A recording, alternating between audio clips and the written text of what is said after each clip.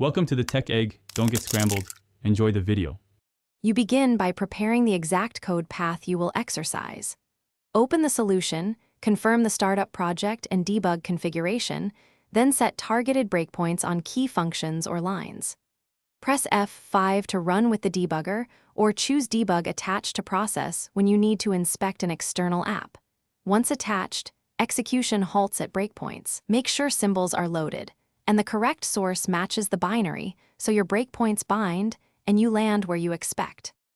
Once execution pauses, inspect state with locals, autos, and a watch window for variables that matter. Step into to dive into functions, step over to run a line without entering calls, and step out to finish the current function. These let you follow program flow precisely. Use the immediate window for quick evaluations and expressions, and edit and continue to change code during a paused session when supported. Also, evaluate properties carefully, since getters can execute code and alter state. To complete a session, use run to cursor or continue to let execution proceed to the next point of interest, and capture data via trace points that log messages without stopping. When you need persistent diagnostics, add logging or use IntelliTrace to record events.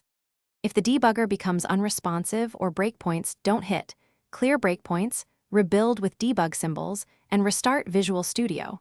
This usually resolves symbol mismatches. If problems persist, attach with elevated permissions and verify. Thanks for watching. Consider subscribing if I helped unscramble your problems.